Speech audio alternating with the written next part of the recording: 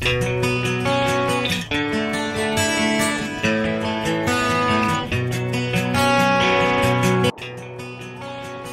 good morning mga kalakwatsero. So today, papunta tayo ng Tagaytay via Ligaya Drive o Sungay Road, no? So ngayon, nandini tayo sa may Talisay, Batangas. So malapit ng fiesta din, no? Ngayong February 10, next week. So ayan, no? May mga decoration na din na daanan natin for preparation nila sa kanilang fiesta. Ayan. So malaki na rin improvement itong Talisay, no? Palagi na tayong nagala din, eh. So almost I think 4 years, no, nung sumabog ang Taal Volcano. So hindi na halata, oh. Siya nadaanan na pala nating munisipyo. Hindi na halata mga kalakwatsero, ang dami na ring investment din, oh. Ang dami ng commercial.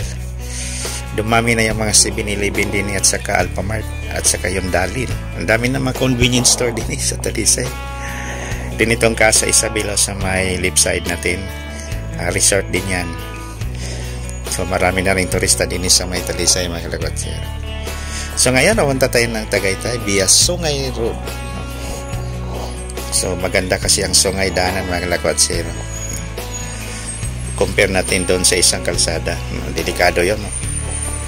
Bakit nasabi ko yung delikado mga kalakwatsero, no? Kasi nung dumaan kami doon, parang may nagmanman sa amin, eh. Kinakabahan nga kami doon, eh. So, 2 bisis na yan nangyari. So, kayo, mag-ingat kayo pag dumaan kayo doon sa may Sampalukan, lalo na paggabi. Huwag kayo magkumpiyansa. Kasi maraming mga bad elements doon, no?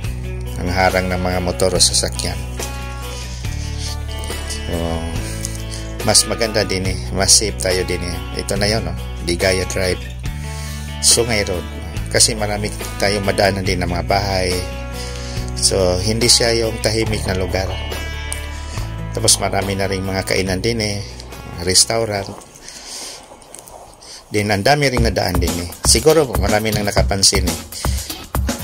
Mas safe din, eh, compare doon sa isang kalsada. Yung sa may Sampalukan. So, din, eh. Medyo maluwag pa yung kalsada. So, bagong rehabilitation din to, no? Kasi dati to ang pangit din, eh. So yan, nagapang na tayo kasi paahon na to mga kalakwatsero. So start na ng paahon. So yan, may mga kainan na din, eh, restaurant. Hindi na ano din, eh, hindi delikado dumaan. So ngayon magandang panahon, no? So, mainit ang panahon natin ngayon. Nanibago tayo mga kalakwatsero, kasi nung nakapunta tayo ng Baguio, napakalamig kahit tirik yung araw. Pero din sa may Batangas, pag tirik ng araw, wala na, tagaktak na pawis natin. So ayan, no, napansin yung kalsada din, eh, widening na, dinagdagan ng parang bike lane. Ayan, medyo malapad na talaga siya. So, pansin natin, mas komportable tayo din, eh, mga kalakwatsero dumaan. Kahit sino siguro yung tanongin natin, mas maganda din, eh. Kasi kitang-kita mo yung kasalubong. So, kita lahat. Kita mo yung kalsada, napakalawak. So, ganito lang ang kaibahan doon sa may Sampalukan. So yan, nagapang na, oh. So sobrang tarik talaga din, eh. So kung ang sasakyan nyo is 1.0 or 1.3, okay lang, basta 2 lang sakay, no?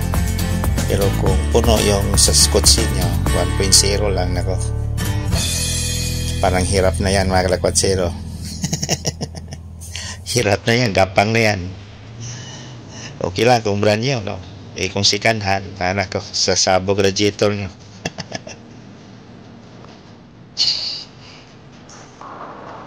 So, ang bilis na ng Hill 3, oh. Walang laman kasi yon. Pag may laman yan, hindi yan ganun kabilis.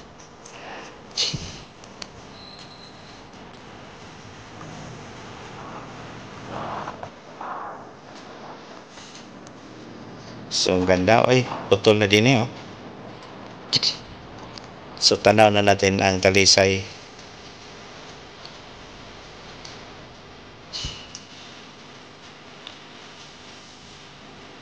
So ang ganda, no? Ang ganda ng kalsada. So from Santo Tomas, nasa 35 minutes lang, no? Ang biyahe natin. Nasa Tagaytay na tayo. So dito sobrang taas to, no? Parang nasa 30 degree ang slope.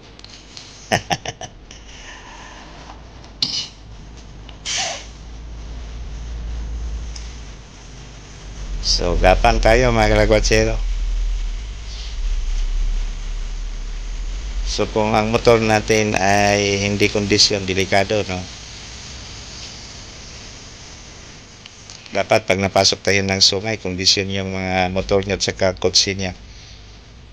Kasi ang dami na rin din nasiraan. Ang layo pa naman ng yung bayad.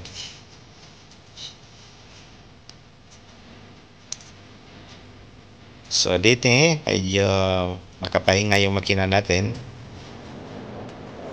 Kasi pababa na naman siya. Parang lumampas na tayo sa kabilang bundok. Wow, ganda ng kalsada niya sa palto mo.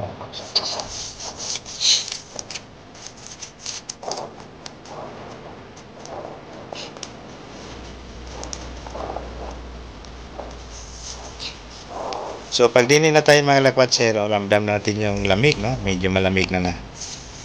So iba pa rin ang temperature ng Tagaytay. Malamig na rin. Pero mas malamig pa rin yung sa Baguio, no?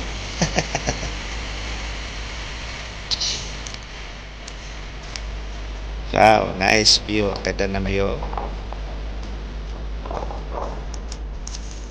So yan, napasok na tayo sa Cavite, boundary ng Cavite at sa Batangas yan mga kalagwatsero.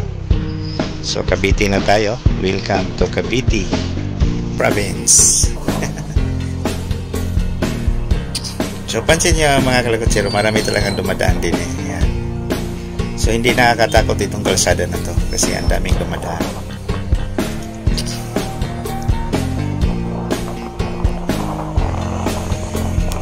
Then marami na rin bahay.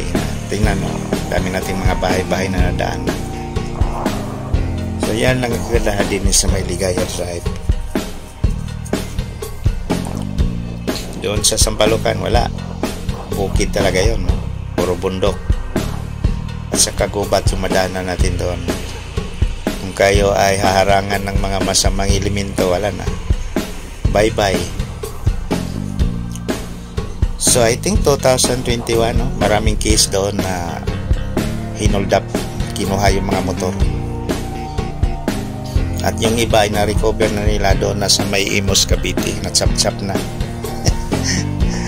Yan lang mga kalagwatsero, tip lang yan sa inyo. Kasi sa Imus, Cavite, nandoon ang bagsakan ng spare parts ng mga motor at saka mga sasakyan. Yung pala ay mga galing sa hold up, mga nakaw. So ngayon medyo na minimize na yung hold upan, no? Pero nung after eruption ng volcan ng Taal, grabe, no? Grabe ang hold upan nandiyan, no? Daming nakawan. So hindi lang tayo makano kung taga saan.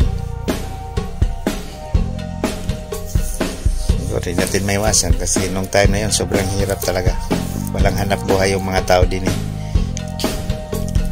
dahil sa Bulkang Taal. So ang daming mga nakawan, hold upan ng motor din So ngayon naman din, okay naman din, wala na tayong nabalitaan. May pang ilan-ilan din pala, no?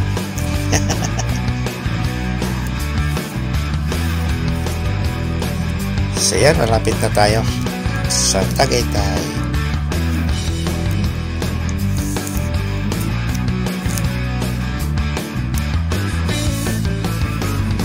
So konting ahon na lang.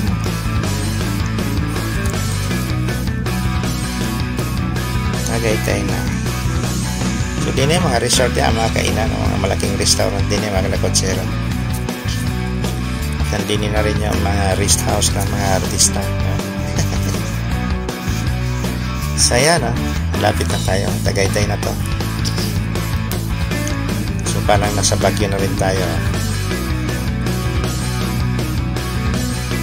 So para sa akin maganda pa rin ang Tagaytay, the best.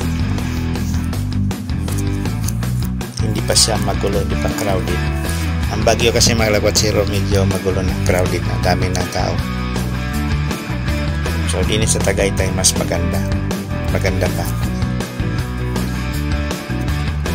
Marami ka pang makitang mga ganito nature. Sa Baguio wala na, ubos na.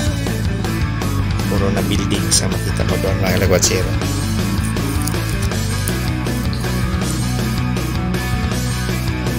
So yan, isang liko na lang, Tagaytay.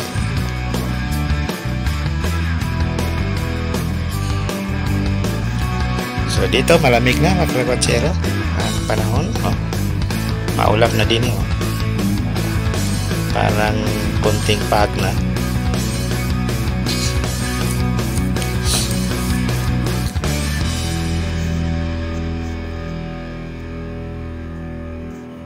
So ayan, Tagaytay. So Tagaytay na tayo mga kalakotsero.